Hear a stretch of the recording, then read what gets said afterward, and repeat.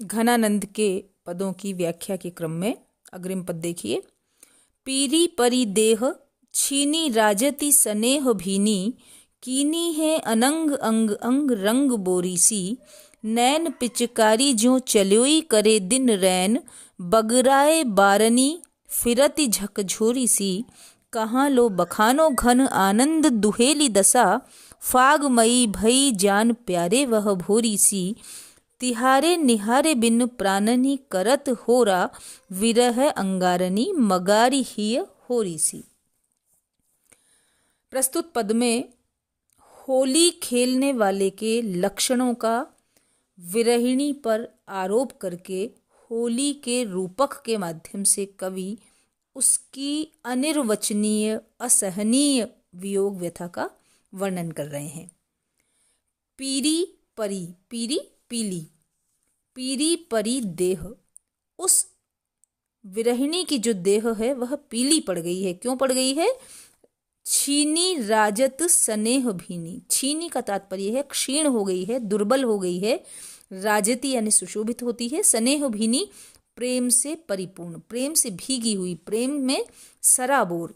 तो विरहिणी की प्रेम में सराबोर, प्रेम से युक्त जो दुर्बल देह है वह पीली पड़ गई है, अर्थात विरह के कारण उसका खून सूख गया है, वह पीली पड़ गई है। उसकी पीली पड़ी हुई देह को देखकर ऐसा प्रतीत होता है मानो कीनी है अनंग अंग अंग रंग बोरी सी, जैसे कामदेव ने उसके अंग अंग को, अंग प्रत्यंग को रंग बोरी सी, रंग से बोर दिया है, सराबोर कर दिया है, रंग में डुबो दिया है। प्रत्येक अंग उसका विरह की दशा के कारण, विरह में डूबे रहने के कारण पीला पड़ गया है। और ऐसा लगता है मानो कामदेव ने, चूंकि कामदेव प्रेम के देवता हैं, तो कामदेव ने उसके अंग प्रत्यंग को रंग में डुबो दिया है, रंग से सराबोर कर दिया है। नैन पिचकारी ज्यों चल्योई करे दिन रैन। अब होली का रूपक देखिए। होली में जिस तरह होली खेलने वाला निरंतर पिचकारी मारता है, ठीक उसी प्रकार उसके नेत्र, नायिका के जो नेत्र हैं, वे पिचकारी के समान चल्योई करे दिन रैन, रात दिन चला करते हैं, अर्थात रात दिन नेत्र आंसू बहाया करते हैं, निरंतर नेत्रों से अश्रुपात होता रहता है। बगराए बारनी फिरती झकझोरी सी, बगराए का तात्पर्य है बिखराए हुए, छिटकाए हुए, बिखरे हुए बालों से युक्त वह, फिरती झकझोरी सी, झकझोरी का तात्पर्य है झकझोरी हुई सी, झक पूरी तरह से हिली हुई सी, जैसे होली में रंग लगाते वक्त परस्पर झकझोर दिया जाता है, ऐसे ही वह बाल बिखराए हुए होली में झकझोर हुई सी फिरती है। भाव यह है कि विरहिणी के जो बाल बिखराए हुए हैं मानो होली में झकझोर दिए जाने के कारण बिखर गए हैं। कहाँ लो बखानो घन आनंद दुहेली दशा, दुहेली दशा दुखपूर्ण दशा। घनानंद कवि कहते हैं कि उस विरहिणी की दुखपूर्ण दशा का कहाँ तक वर्णन किया जाए। फागमयी भई जान प्यारे वह भोरी सी, हे प्रिय सुजान वह भोरी सी, वह भोली सी विरहिणी नायिका तो तुम्हारे वियोग में फागमयी सी हो गई है, अर्थात होली खेलने वालों की सी दशा उसकी हो गई है, होली खेलने वालों के लक्षण उसमें आ गए हैं।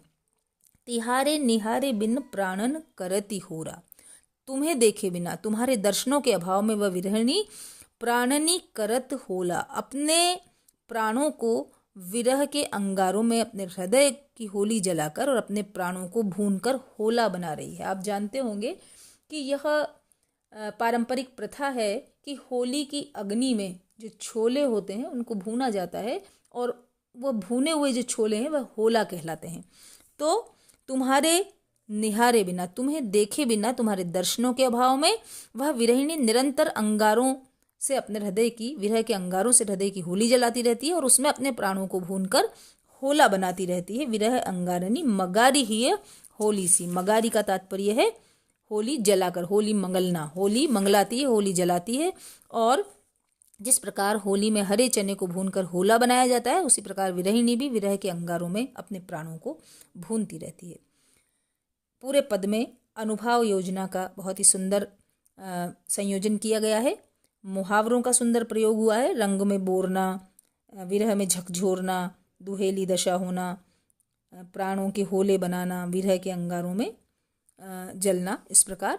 और संपूर्ण पद में उपमा अलंकार तो है ही, और उपमा से पुष्ट सांग रूपक है। पूर्ण रूप से एक रूपक का आयोजन किया गया है, होली के रूपक का।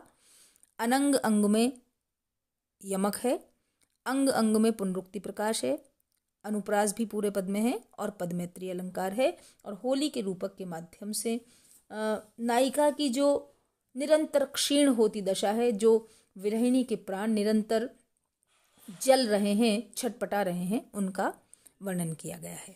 अगला पद देखिए। निस द्योंस खरी उर मांझ अरी, छवि रंग भरी मुरी चाहन की, ताकि मोरनी त्यों चक ठोर रहे, ढरिगो ही ढोरनी बाहन की, चटिदे कटिपे बटि प्राण गए, गति सौ मति में अवगाहन की, घन आनंद जान लखी जबते, जक लागी ये मोही कराहन की। निस द्योस, निस रात्रि और द्योस माने दिवस, खरी भली प्रकार से, अच्छी तरह से। उर्मांझ अड़ी, उर्मांझ हृदय के मध्य अड़ गई है, छवि यानी शोभा, रंग भरी, रंग भरी प्रसन्नता से युक्त, आनंद से भरी हुई, मुरी चाहन की, मुरी चाहनी मुड़कर देखने की जो छवि है वह।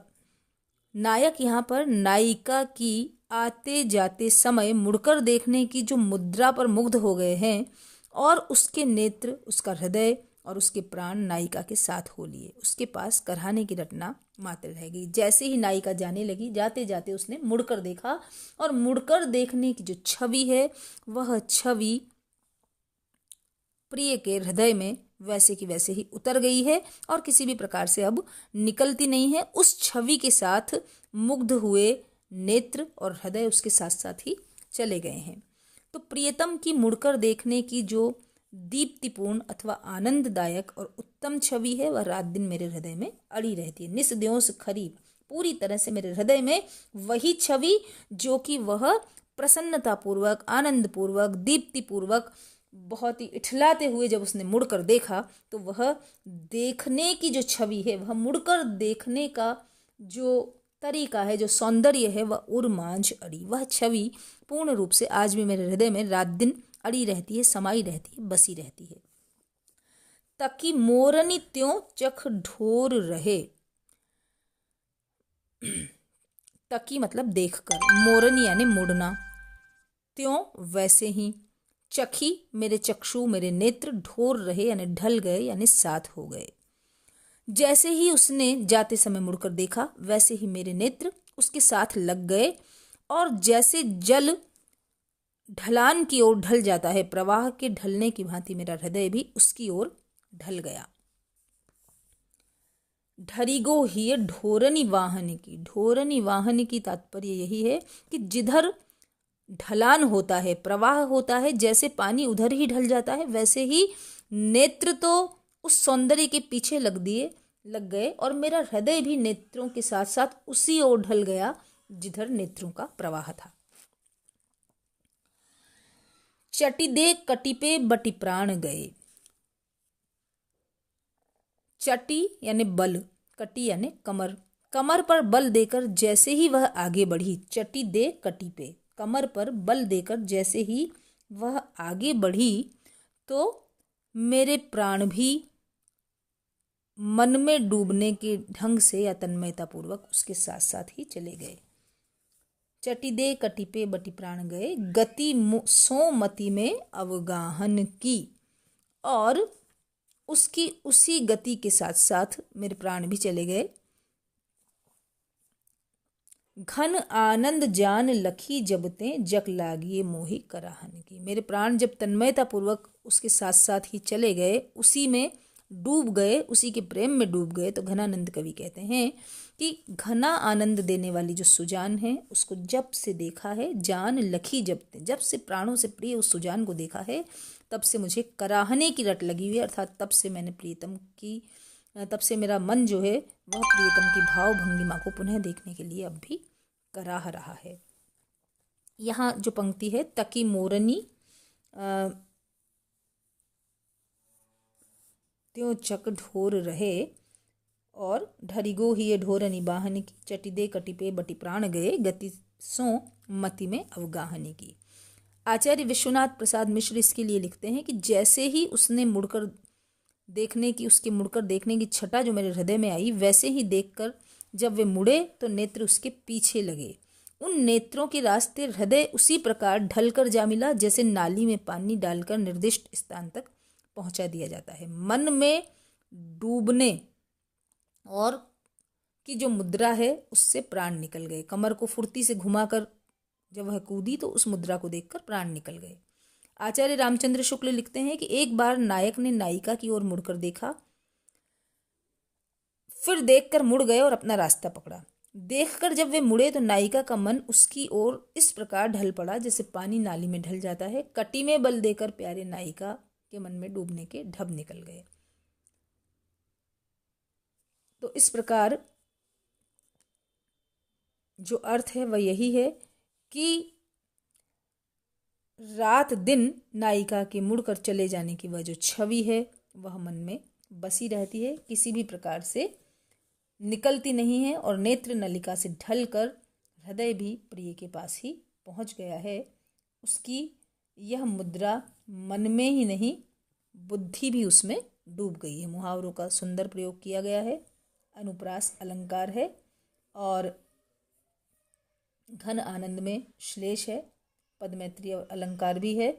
और किस प्रकार से प्राण प्रिय के प्रति मन पूरी तरह से समर्पित है। नेत्र, मन, प्राण सब कुछ उसी प्रिय के सौंदर्य में अवगाहन करते रहते हैं, उसे देखे बिना जीना नहीं चाहते। इस बात का यहाँ चित्रण किया गया है।